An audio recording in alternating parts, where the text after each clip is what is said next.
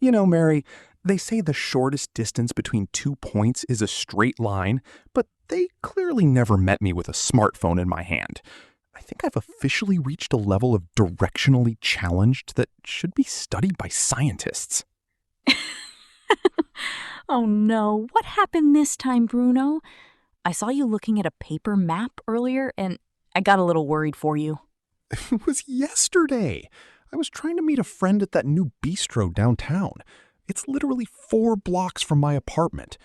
I put the address into the GPS, and for some reason, the little blue arrow started spinning like a top. I figured, hey, I know better than the machine, so I took a left. 10 minutes later, I'm standing in front of a construction site next to the river, and the GPS just says, make a U-turn. I felt like the phone was actually disappointed in me. It probably was. It's like the AI was thinking, I give him clear instructions and he still ends up at the docks.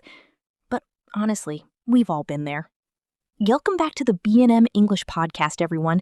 I'm Mary, and today we're diving into the messy, often hilarious world of daily life and travel. Yeah. And specifically, the art of getting lost. Because let's face it, even with all this tech in our pockets, we still manage to end up in places we definitely didn't plan to be. Exactly. And since we're aiming for that B1 level today, we're going to look at how to talk about these mishaps naturally. It's not just about saying, I was lost. It's about the stories we tell afterward. Okay, so back to my dockside disaster. The worst part wasn't just being lost, it was the fact that I refused to admit it.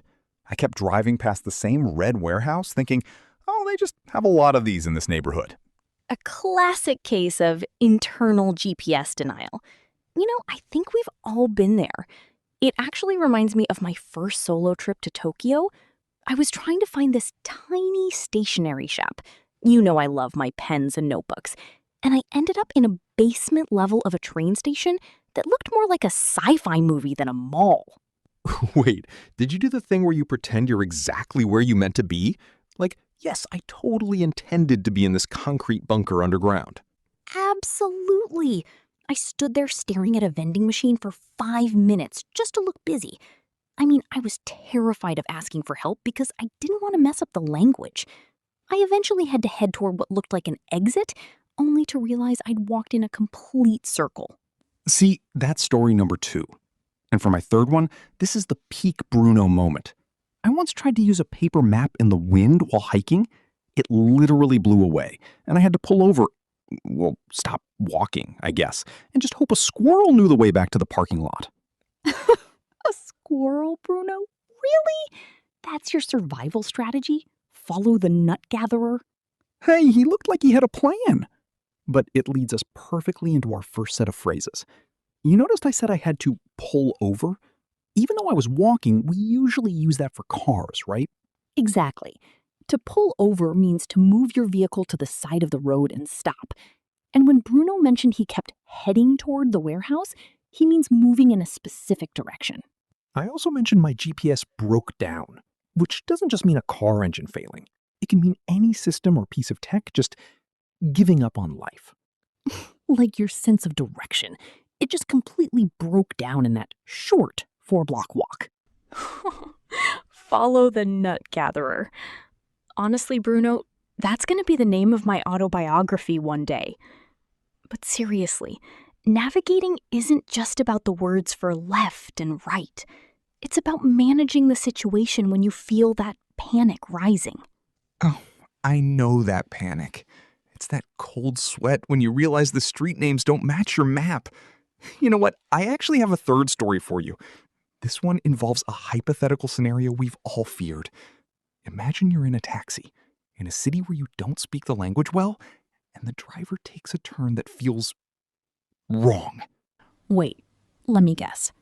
You don't want to be the rude tourist, so you just sit there silently while the meter keeps ticking up? Exactly. I'm sitting there thinking, maybe this is a scenic route? While my brain is screaming, go back! That's where the phrase to end up comes in. I didn't want to end up at the airport when I was trying to go to a museum. That's a great one. To end up describes reaching a final place or situation, often unexpectedly. And in those moments, you need our fluency tip for today, the strategic stall. The strategic stall? Is that like when I pretend to tie my shoe so I can sneak a look at my phone again? Exactly, but verbally. Instead of staying silent and panicking, use fillers like, let me see, or I'm just trying to get my bearings. These are natural B1 level phrases that tell the other person you're thinking, not just lost for words. Getting my bearings. I love that. It sounds so much more professional than saying, I have no idea where I am and I might start crying. It really does.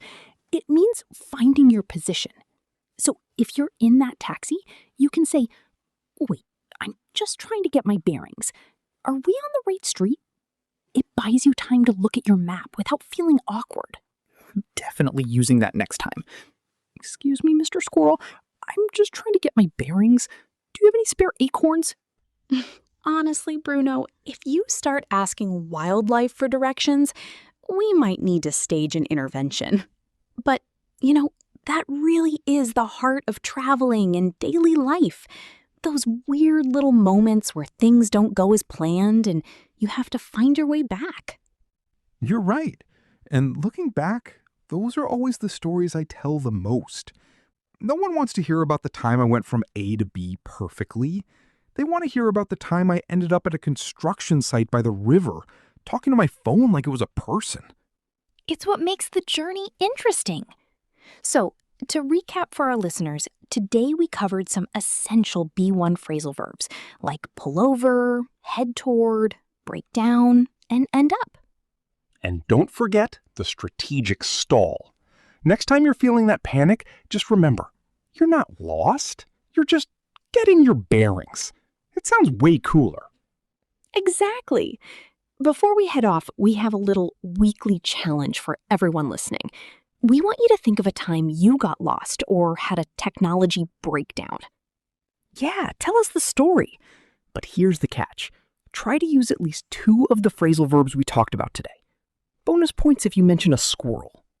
Please don't encourage them, Bruno. Anyway, write your stories down or practice saying them out loud. It's the best way to move from B1 to B2, taking these words and making them yours. Well said, Mary.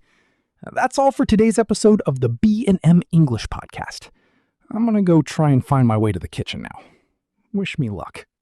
Just stay away from the docks, Bruno. See you all next time. Catch you later.